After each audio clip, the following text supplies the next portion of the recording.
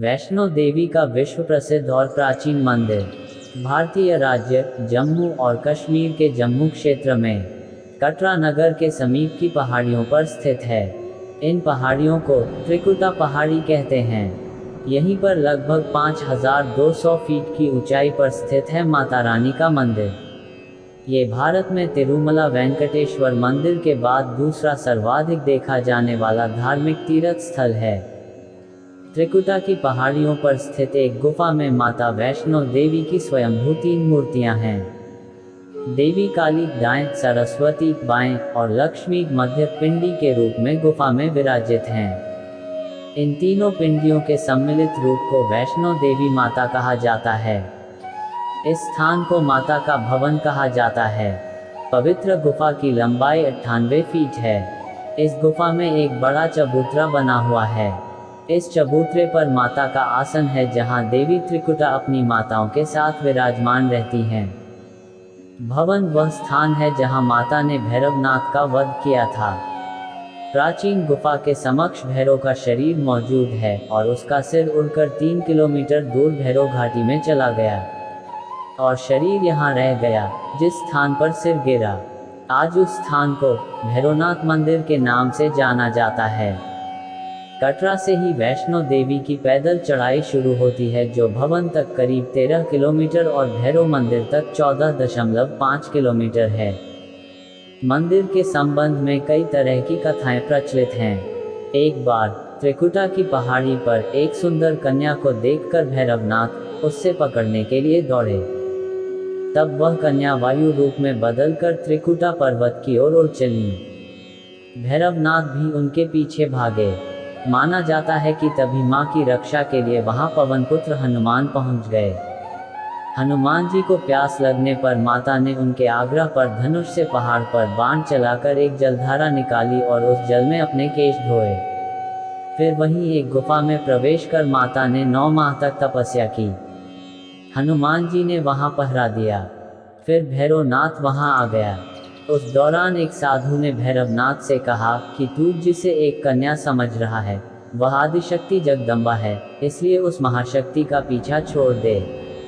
भैरवनाथ ने साधु की बात नहीं मानी। तब माता गुफा की दूसरी ओर से मार्ग बनाकर बाहर निकल गईं। ये गुफा आज भी अर्धकुमारी या आदिकुमारी या गर्भजून के नाम से प्रसिद्ध है। अर्धकुमारी के पहले माता की चरण पादुका भी है। ये वह स्थान है जहां माता ने भागते भागते मुड़कर भैरवनाथ को देखा था। अंत में गुफा से बाहर निकलकर कन्या ने देवी का रूप धारण किया और भैरवनाथ को वापस जाने का कहकर फिर से गुफा में चली गईं। लेकिन भैरवनाथ नहीं माना और गुफा में प्रवेश करने लगा। ये देखकर माता की गुफा को पहरा दे रहे हनुमान जी ने उसे युद्ध के लिए ललकारा और दोनों का युद्ध हुआ। युद्ध का कोई अंत नहीं देखकर माता वैष्णवी ने महाकाली का रूप लेकर भैरवनाथ का वध कर दिया।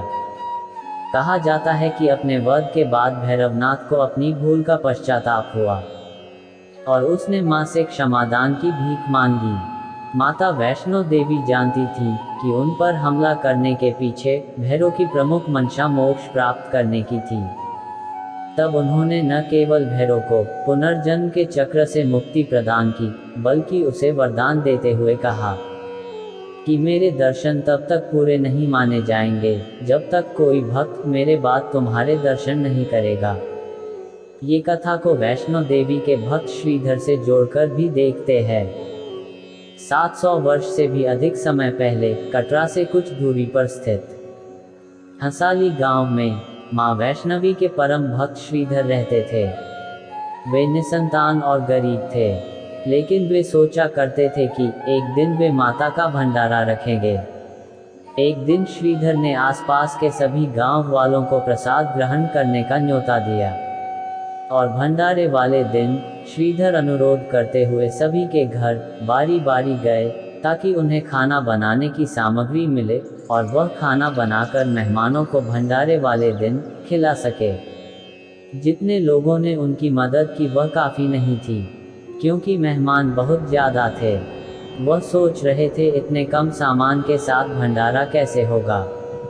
भंडारे के एक दिन पहले श्रीधर एक पल के लिए भी सो नहीं पा रहे थे, ये सोचकर कि वह मेहमानों को भोजन कैसे करा सकेंगे।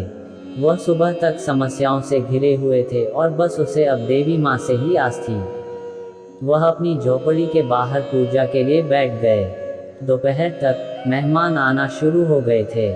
श्रीधर को पूजा करते देख वे जहाँ जगह दिखी वहाँ बैठ गए। सभी लोग श्रीधर की छोटी सी कुटिया में आसानी से बैठ गए। श्रीधर ने अपनी आंखें खोली और सोचा कि इन सभी को भोजन कैसे कराएंगे। तब उसने एक छोटी लड़की को झोपड़ी से बाहर आते हुए देखा, जिसका नाम वैष्णवी था। वह भगवान की कृपा से आई थी। वह सभी को स्वादिष्ट भोजन परोस रही थी। भंडारा बहुत अच्छी तरह से संपन्न हो गया। भंडारे के बाद श्रीधर उस छोटी लड़की वैष्णवी के बारे में जानने के लिए उत्सुक थे, पर वैष्णवी गायब हो गई और उसके बाद किसी को नहीं दिखी। बहुत दिनों के बाद श्रीधर को उस छोटी लड़की का सपना आया। उसमें स्पष्ट हुआ कि वह माँ वैष्णो देवी थी। माता रानी के रूप में आई लड़की ने उस गुफा के बारे में बताया और 4 बेटों के वरदान के साथ उसे आशीर्वाद दिया। श्रीधर एक बार फिर खुश हो गए और माँ की गुफा की तलाश में निकल पड़े। और कुछ दिनों बाद उन्हें वह गुफा मिल गई। तभी से वहाँ पर माता के दर्शन के लिए श्रद्धालु जाने लगे। दोस्तों, ऐसे वीडियो देखने के लिए इस चैनल को सब्सक्राइब करें। आपका दिन शुभ रहे।